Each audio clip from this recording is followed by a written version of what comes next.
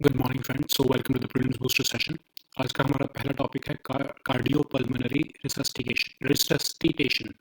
तो अब ये सीपीआर क्या होता है, तो पहले तो हम देखते हैं कि न्यूज़ में क्यों है। क्योंकि वाइस प्रेसिडेंट ऑफ इंडिया जो है उन्होंने स्कूल्स, लोकल बॉडीज, पंचायत और एनजीओज को कहा है कि रेगुलर कैंप्स लगाए जाएं ताकि बच्चों को और लोगों को सीपीआर के बारे में सिखाया जा सके। तो आपको पता है सीपीआर जो है वो ऐसी इंटरवेंशंस होती हैं जो हम एक पर्सन को देते हैं जब उसको समझ लो हार्ट अटैक आ रहा है, कार्डियक अरेस्ट जिसको कहते हैं, हार्ट अटैक आ रहा है अगर, तो उसको हम बॉडी में ऑक्सीजन और उसके सर्कुलेशन बढ़ाने के लिए बॉडी में हम उसको सीपीआर देते हैं। तो सीपीआर को कैसे परफॉर्म किया जाता है आपको पता है, सुपाइन पोजीशन। सुपाइन पोजीशन क्या होती है, सीधा लिटाया जाता है मुंह पर और सीधा लिटाया जाता है, और फिर हार्ड और फास्ट जो है वो चेस्ट पर जो है वो कंप्रेशन किया जाता है, दोनों हाथों से दबाया जाता है। 1 मिनट में 100 से 120 कंप्रेशंस किए जाते हैं। एक 5 साइकिल्स के कंप्रेशंस होते हैं। 5 साइकिल्स के बाद जो है वो माउथ टू माउथ ब्रेथ देनी पड़ती है। फिर जो है क्यों ज़रूरत पड़ती है सीपीआर की, क्योंकि जब भी कार्डियक अरेस्ट हो रहा है तो बॉडी में जो है ब्लड सप्लाई जो है उसमें ऑक्सीजन नहीं जा पा रही है। तो उससे क्या होगा कि जब आपके हार्ट और ब्रेन को, वाइटल ऑर्गन्स को जब ब्लड नहीं मिलेगा, ऑक्सीजनेटेड ब्लड, तो वो उनको खराब होने का, डैमेज होने का खतरा रहता है। इसीलिए जो है वो सीपीआर दी जाती है ताकि ब्रेन में और हार्ट में और आपके जो है ब्लड सप्लाई जो है वो उसमें ऑक्सीजन जाती रहे। ठीक है, अब कॉशन क्या है, कॉशन मतलब कि आपको क्या ध्यान में रखना है सीपीआर देते हुए। तो सबसे पहली बात तो पेशेंट के आसपास जो है वो क्राउड लगाकर नहीं खड़े होने देना किसी को भी, और अपने दोनों हाथों की, जो भी सीपीआर दे रहा है वो दोनों हाथों को इंटरलॉक करे और उसके बाद अपने पूरे वेट को यूज करते हुए कंप्रेशन देना है। तो अब ऑफ कोर्स जब आप पूरा वेट लगाकर बॉडी में उस पेशेंट के जो है वो आप कंप्रेशन दोगे तो उससे रिब केज फ्रैक्चर हो सकता है, लेकिन कोई बात नहीं, रिब केज फ्रैक्चर जो है उसको बाद में ठीक भी किया जा सकता है, लेकिन ये ज़रूरी होता है कि पूरा जोर लगाकर जो है वो पर्सन को सीपीआर दिया जाए। ठीक है, सो ये डॉक्टर कहते हैं कि कोई बात नहीं, रिब केज फ्रैक्चर को तो बाद में ठीक किया जा सकता है, लेकिन अगर सीपीआर ठीक से ना दिया गया तो वो पर्सन की जो है डेथ हो सकती है। ठीक है, सो नेक्स्ट टॉपिक देखते हैं जो कि है ई बिल सिस्टम। तो यूनियन फाइनेंस मिनिस्टर जो है उन्होंने ई बिल सिस्टम को जो है वो सेंट्रल गवर्नमेंट मिनिस्ट्रीज के लिए लॉन्च किया है। तो 46 सिविल अकाउंट्स डे पर के अवसर पर इसको लॉन्च किया गया है।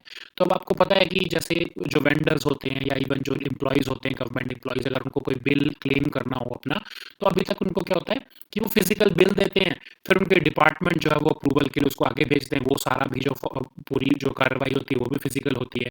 तो उसको जो है गवर्नमेंट ने रिप्लेस करके ई बिल सिस्टम ले आई है। अब उसमें क्या होगा कि सबमिशन से लेके पूरी प्रोसेसिंग तक जो है वो पूरी पेपरलेस और ट्रांसपेरेंट होगी।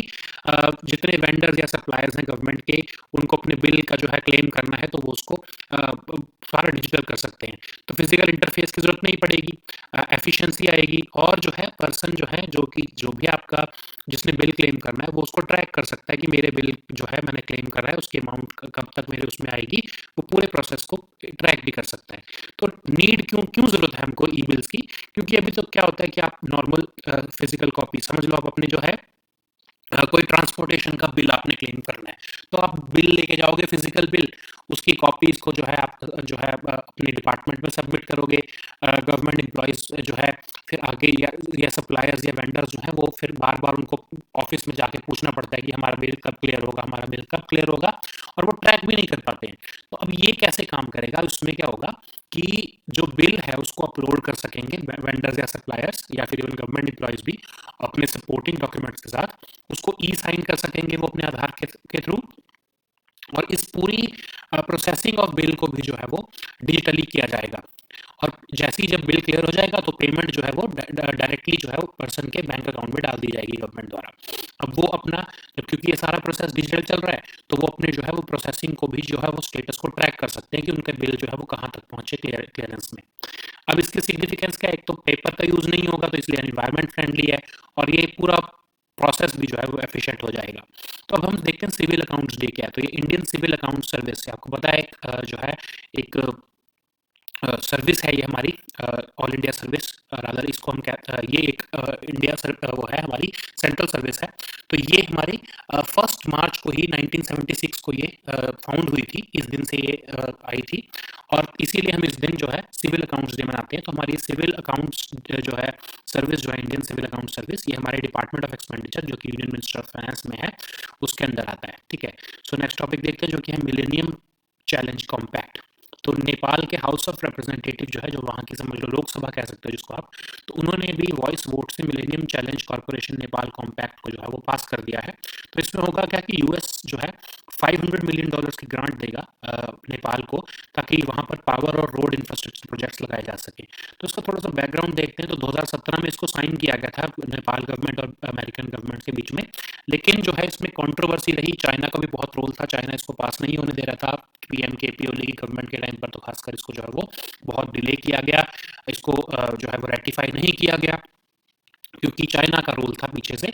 अब इसमें जो है इस डील में एक ये प्रोविजन जरूर है कि इसमें कोई मिलिट्री या सिक्योरिटी कंपोनेंट नहीं है। यूएस इसमें कोई मिलिट्री या सिक्योरिटी का कोई कंपोनेंट नहीं डाल सकता, और अगर यूएस ने ऐसी कोई कोशिश की तो नेपाल के पास ये राइट होगा कि वो इस डील से वो पुल आउट कर ले। ठीक है, अब जो है इसमें एमसीसी जो है आपका, वो एक यूएस गवर्नमेंट की ही एजेंसी है, फॉरेन एड एजेंसी है, एक independent bilateral foreign ad agency है। वो $500 मिलियन नेपाल गवर्नमेंट को देंगे, नेपाल गवर्नमेंट $130 मिलियन लगाएंगे, और पावर सेक्टर से लेके रोड जो है इंफ्रास्ट्रक्चर प्रोजेक्ट जो है वो नेपाल में लगाए जाएंगे। ठीक है, तो ये ऑफ कोर्स इसका क्रिटिसिज्म यही चल रहा है कि कम्युनिस्ट जो गवर्नमेंट्स जो पार्टीज हैं नेपाल की, वो कह रही हैं कि नेपाल की सोवरेनिटी अंडरमाइन होगी और यूएस जो है वो कंट्री को डिक्टेट करेगा। तो ये सब जो है क्रिटिसिज्म वहाँ पर चल रहा है। सो नेक्स्ट टॉपिक हमारा है आर्टिकल 80 ऑफ द कॉन्स्टिट्यूशन। तो चंडीगढ़ म्यूनिसिपल कॉर्पोरेशन जो है उन्होंने एक प्रपोजल दिया है पार्लियामेंट के लिए कि आप आर्टिकल 80 को अमेंड करो, ताकि चंडीगढ़ से भी, चंडीगढ़ एक यूटी है ना, यूनियन टेरिटरी है, तो वहां से भी एक रिप्रेजेंटेटिव राज्यसभा का भेजा जा सके। ठीक है, अब आपको पता होगा कि यूटी जो है वहां से राज्यसभा के रिप्रेजेंट, ऑफ कोर्स एक्सेप्ट जो है दिल्ली और पुडुचेरी, हमारे और कहीं से भी जो है आपके यूटी के रिप्रेजेंटेटिव नहीं आते हैं। ठीक है, आई एम नॉट श्योर कि पुडुचेरी से भी आते हैं कि नहीं, आई डोंट थिंक कि पुडुचेरी से भी आते हैं राज्यसभा के रिप्रेजेंटेटिव, बट यूटी से इसलिए नहीं आते हैं, ऐसा नहीं है कि कोई प्रोविजन नहीं है कि नहीं आ सकते। यूटी से इसलिए नहीं आते हैं क्योंकि वहां पर इतनी पॉपुलेशन नहीं है, उतनी पॉपुलेशन नहीं है कि वहां से आप राज्यसभा के रिप्रेजेंटेटिव को भेज सको। ठीक है, तो अब जो चंडीगढ़ म्यूनिसिपल कॉर्पोरेशन है उनका ऐसा मानना है ऐसा कि यहाँ पर इतनी पॉपुलेशन हो गई है कि यहाँ से आपको एक रिप्रेजेंटेटिव ऑफ राज्यसभा चाहिए होगा। तो अब जो है ये प्राइवेट मेंबर बिल है। ठीक है, तो प्राइवेट मेंबर बिल जो कांग्रेस एमपी हैं मनीष तिवारी जी, वो चंडीगढ़ में ही रहते हैं, रेजिडेंट हैं, जबकि वो एमपी जो है वो पंजाब से हैं, लेकिन उन्होंने ये एक बिल जो है वो पास करवाया है, एक तरह से चंडीगढ़ म्यूनिसिपल कॉर्पोरेशन से उसको एंडोर्स करवाया है कि यहाँ पर जो है राज्यसभा की एक सीट होनी चाहिए। ठीक है, अब इसमें प्रोविजन क्या है, इसमें कहा गया है कि यूटी ऑफ चंडीगढ़ जो है उसको काउंसिल ऑफ स्टेट्स, जो आपका राज्यसभा है वहां पर जो है वो जगह मिलनी चाहिए, राज्यसभा की सीट मिलनी चाहिए, और उस राज्यसभा के मेंबर को कौन इलेक्ट करेगा। तो इस बिल में ये कहा गया है, ये प्राइवेट मेंबर बिल है ऑफ कोर्स। ठीक है, तो इस प्राइवेट मेंबर बिल में कहा गया है कि म्यूनिसिपल कॉर्पोरेशन ऑफ चंडीगढ़ के जो मेंबर्स हैं वो ही उस राज्यसभा के मेंबर को इलेक्ट करेंगे, क्योंकि आपको पता है यूटी में जो है लेजिस्लेचर नहीं होता है। ठीक है, मेंबर्स जो है आपके स्टेट असेंबली नहीं होती है, तो इसलिए जो है यहाँ पर क्योंकि कोई लेजिस्लेटिव असेंबली नहीं है, तो इसलिए म्यूनिसिपल कॉर्पोरेशन को कहा जा रहा है कि वो उसके जो मेंबर्स हैं वो राज्यसभा के मेंबर को भेजेंगे। और इसके लिए उन्होंने कहा है कि अमेंडमेंट होनी चाहिए 4th schedule of the constitution की, और उसमें अभी तक 31 एंट्रीज हैं, तो उसमें 32nd एंट्री जो है वो चंडीगढ़ के लिए डाली जानी चाहिए। तो आपका जो 4th शेड्यूल ऑफ कॉन्स्टिट्यूशन है वो राज्यसभा की सीट्स के लिए ही अब बनाया गया है। ठीक है, सो हम देखते हैं प्राइवेट मेंबर्स बिल। तो प्राइवेट मेंबर बिल वो होता है जो कि मिनिस्टर नहीं इंट्रोड्यूस करता, ऑफ कोर्स, है ना। तो अब जो है प्राइवेट मेंबर बिल जो है उसको एडमिसिबिलिटी होगी या नहीं होगी, तो chairman in case of Rajya Sabha और speaker in case of Lok Sabha ये डिसाइड करते हैं। मेंबर को 1 महीने तक का नोटिस देना पड़ता है, ताकि हाउस जो है का सेक्रेटरीट जो है वो उस बिल को एग्जामिन कर सके कि वो कॉन्स्टिट्यूशनली जो है वो साउंड है या नहीं है। फिर उसके बाद जो है जो प्राइवेट मेंबर बिल है उसको सिर्फ फ्राइडेज को ही इंट्रोड्यूस किया जा सकता है, जबकि गवर्नमेंट के जो बिल है वो किसी भी दिन पर इंट्रोड्यूस किए जा सकते हैं। तो क्या कभी आज तक कोई प्राइवेट मेंबर बिल लॉ बना है? यस, पार्लियामेंट के जो है वो ऑलमोस्ट 14 जो ऐसे बिल हैं जिनको जो है पास किया जा चुका है, और 6 ऑफ देम जो है वो 1956 में ही पास किए गए थे। ठीक है, सो नेक्स्ट टॉपिक देखते हैं जो कि है फीफा। तो फीफा और यूएफा जो है उन्होंने डिसाइड किया है कि रशियन टीम्स को इनडेफिनेटली सस्पेंड किया जाएगा। तो अब आपका जो फीफा है, फेडरेशन इंटरनेशनल फुटबॉल एसोसिएशन, इसका ये आपकी फ्रेंच लैंग्वेज में इसकी जो है फुल फॉर्म है। तो ये हाईएस्ट ग्लोबल गवर्निंग बॉडी है फुटबॉल की। ये हमारे फुटबॉल के जितने भी मेजर इंटरनेशनल टूर्नामेंट्स होते हैं, जैसे कि वर्ल्ड कप या विमेन वर्ल्ड कप, यही ऑर्गेनाइज कराते हैं। तो इनका हेडक्वार्टर ज्यूरिक में है, मतलब स्विट्जरलैंड में है, और फीफा की जो कांग्रेस है वो इस जिसकी सुप्रीम लेजिस्लेटिव बॉडी है, यही जो है वो सारे डिसीजन लेती है on the basis of a vote. ठीक है, सो जनरली जो है ये साल में एक बार मिलते हैं, और जो है इस पे जो है फुटबॉल से रिलेटेड, और फुटसाल जो है एक छोटा स्पोर्ट है, बीच सॉकर भी एक ऐसा ही स्पोर्ट है, उनके उससे रिलेटेड डिसीजन जो है इंटरनेशनल डिसीजंस वो भी फीफा ही लेता है। सो नेक्स्ट टॉपिक देखते हैं जो कि है FLCTD प्रोजेक्ट। तो ब्यूरो ऑफ एनर्जी एफिशिएंसी अपने 20th फाउंडेशन डे पर जो है FLCTD एक्सेलरेटर को जो है वो रिलीज कर रहा है। तो FLCTD प्रोजेक्ट क्या है? तो facility for low carbon technology deployment project जो है 2016 में लॉन्च किया गया था, ताकि ऐसे इनोवेटिव एनर्जी एफिशिएंसी और लो कार्बन टेक्नोलॉजी सॉल्यूशंस को जो है वो आइडेंटिफाई किया जा सके, जिससे हमारी इंडिया के इंडस्ट्रियल और कमर्शियल सेक्टर्स को बेनिफिट हो।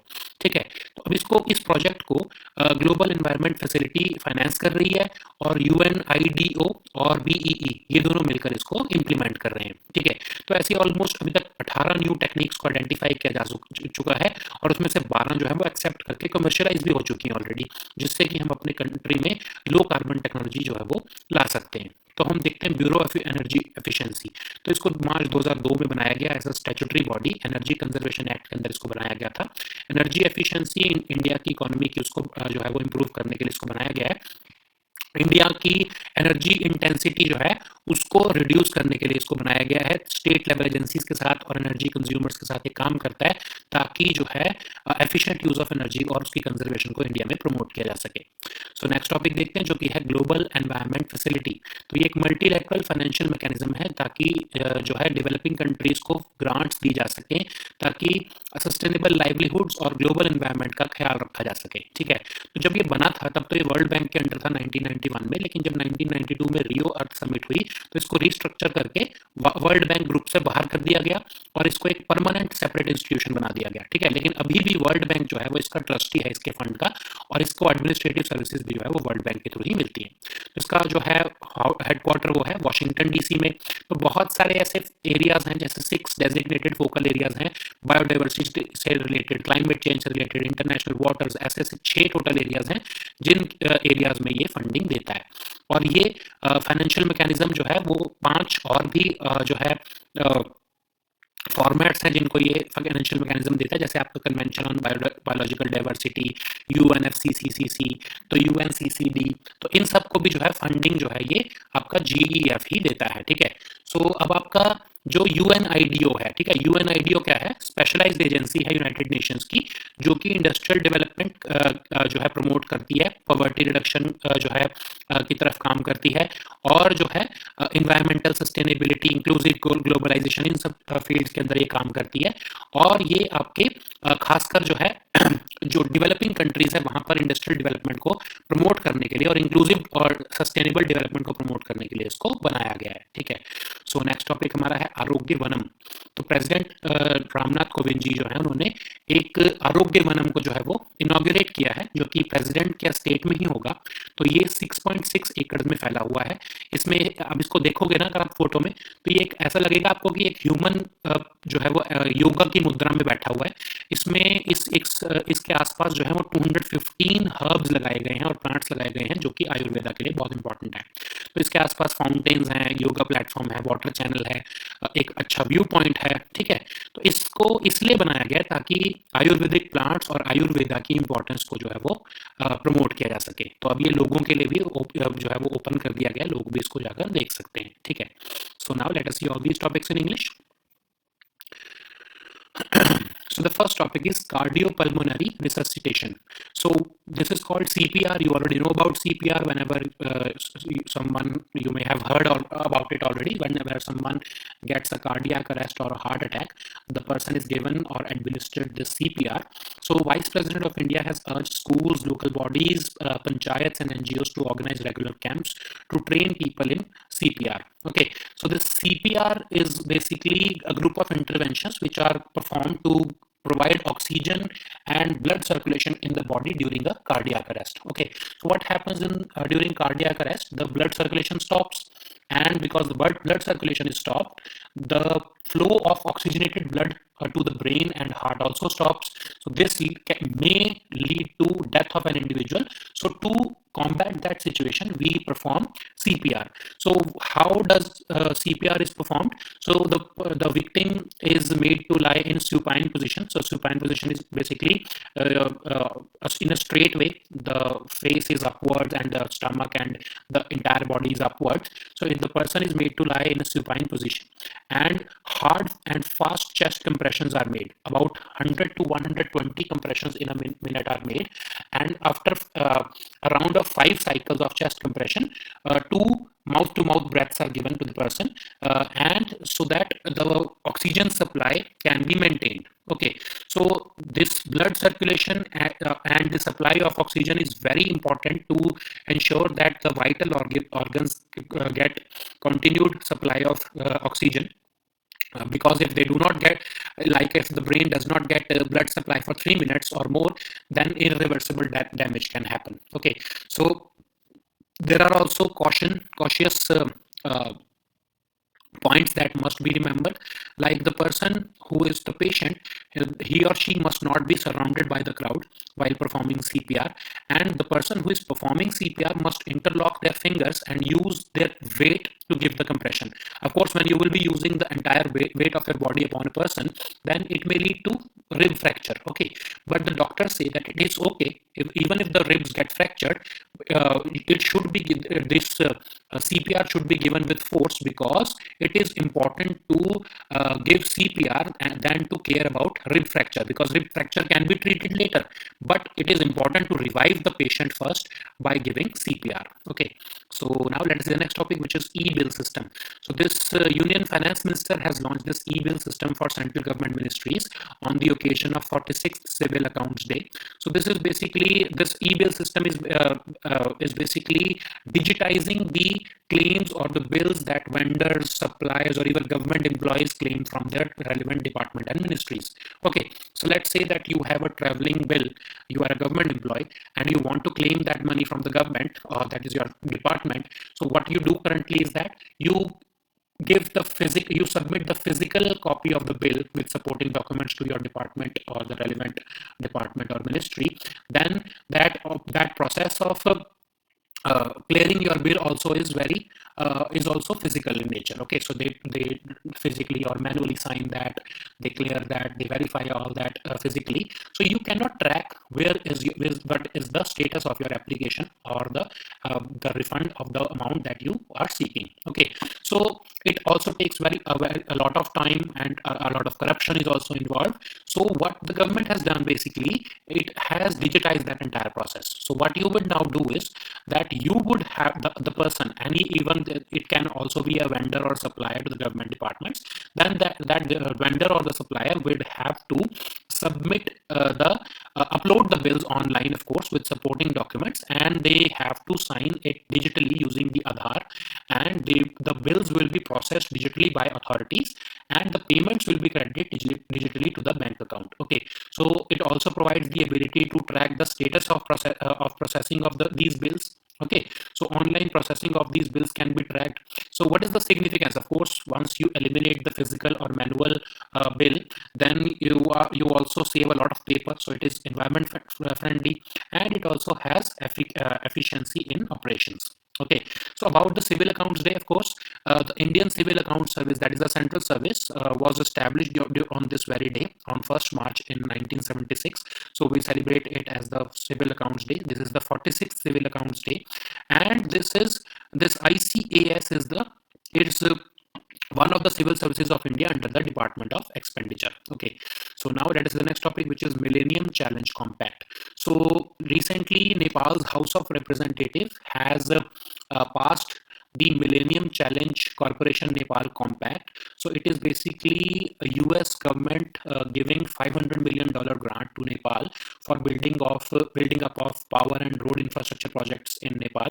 So actually this compact was signed in 2017, but it has been 4 years since this has been under controversy in Nepal, especially the Communist Party of Nepal, which was led by PM KP Oli, they were vehemently against this bill, this agreement, because they were saying that it is against the Nepal's sovereignty. Of course, it was also reported that China was also lobbying against this using the Nepali Communist government. So this Millennium Challenge Compact is basically an agreement between MCC. MCC is the Millennium Challenge Corporation. It is an independent bilateral foreign aid agency of the US government. It was established by US Congress in 2004, and according to this agreement, $500 million will be given by this agency, and $130 million will be contributed by Nepalese government, and this will be utilized for power infrastructure projects and road infrastructure projects in Nepal. Okay, so there has been a certain form of criticism, especially by those parties who are aligned with Chinese government. So there has been this compact has been a matter of controversy since its inception in 2017. Okay. So now let us the next topic, which is Article 80 of the Constitution. So recently, Chandigarh Municipal Corporation has approved a proposal to amend Article 80 of the Constitution, so that the councillors of the city can send a representative to the Rajya Sabha. So you know that currently UTs do not have a representation. Of course, there are exceptions like Delhi and probably Puducherry also, but the other UTs do not have such a significant population to get represented in Rajya Sabha. But now Chandigarh Municipal, this is a private member bill. Okay, just remember that a Congress MP Manish Tiwari has made this bill, and this bill has been endorsed by Chandigarh Municipal Corporation that such an amendment to the Article of 80 of the Constitution must be done by the Parliament. And this private member bill is saying that Article 80 of the Constitution of India should be amended, and a Rajya Sabha seat must be added for Chandigarh also. But because Chandigarh is a UT, it does not have a state assembly. So the Municipal Corporation of Chandigarh, the members of this municipal corporation will elect the Rajya Sabha MP from the city. Okay, so it is also this private member bill is also asking the amendment to 4th schedule of the Constitution, which deals with Rajya Sabha seats, and it is asking that entry number 32 should be made. A new entry should be made in this 4th schedule with the name of Chandigarh, of course. Okay, so what is a private member bill? An MP who is not a minister, whenever that MP introduces a bill, it is called a private member bill. Okay, so this admissibility of a private member bill is decided by the chairman of the House in case of Rajya Sabha and Speaker of the House in case of Lok Sabha. That is the presiding officer of the House. Okay, so the member who wants to introduce this private member bill must give at least 1 month notice for the House Secretariat, so that they can examine if the bill is in compliance with the Constitution. And a private member bill can only be introduced on Fridays. Okay, so till date about 14 such bills have been passed, and 6 of them were passed in 1956 alone. Okay, so now let us see the next topic, which is FIFA. So you know already that FIFA and UEFA have decided that they will indefinitely suspend all Russian teams. So this FIFA is the highest global governing body of football, and it also governs the futsal. Futsal is a mini football sport, and beach soccer also. Okay, so this FIFA is responsible for organizing and promoting football's major international tournaments like the World Cup and the Women's World Cup also. So this FIFA is headquartered in Zurich, that is in Switzerland, and about 211 national football associations are a party to the FIFA. Okay, so FIFA Congress is the supreme legislative body of FIFA, and it meets generally once a year. Okay, so now let us see the next topic, which is FLCTD project. So Bureau of Energy Efficiency has commemorated its 20th foundation day, and they have organized this National Innovation Conclave, during which they released a compendium of FLCTD accelerator.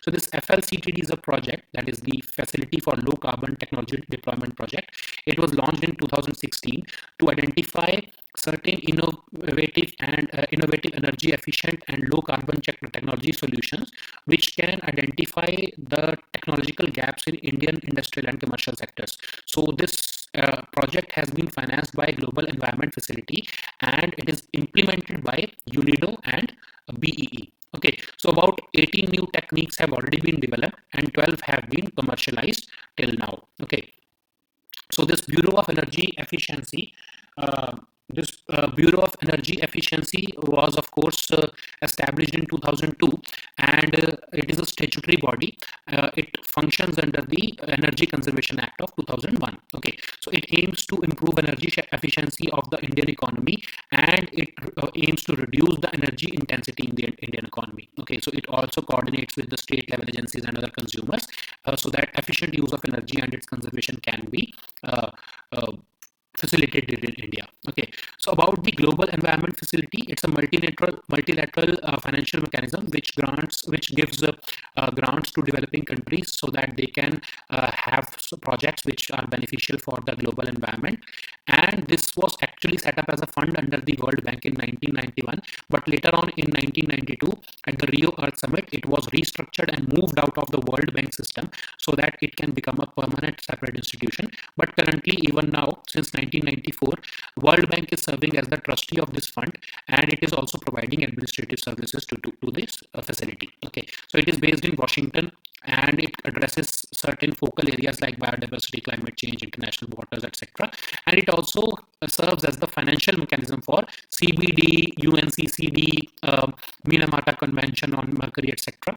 So about this UNIDO, this is a specialized agency of the United Nations, and it promotes industrial development for poverty reduction, inclusive globalization, and environmental sustainability.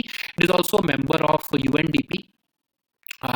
It According to Lima Declaration, which was adopted at the 15th session of this UNIDO in 2013, it aims to promote and accelerate inclusive and sustainable industrial development in member states. Okay, so about 171 or certain states are members of this group UNIDO, and it is also empowered to implement the Sustainable Development Goal number 9, which is about building a resilient infrastructure and promoting inclusive and sustainable industrialization. Okay, so now let us the next topic, which is Arogya Vanam. So President of India has inaugurated a newly developed Arogya Vanam at the President's estate, and this Arogya Vanam is basically spread in 6.6 acres, and it has been developed in such a shape that it looks like a human sitting in the yoga mudra form, and it consists of 215 herbs and plants. So it also consists of water fountains, yoga platform, water channel,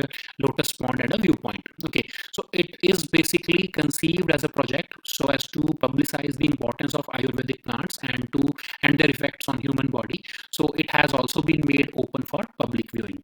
Okay, so these were our topics for today. We'll meet next time with new topics. Until then, goodbye and take care.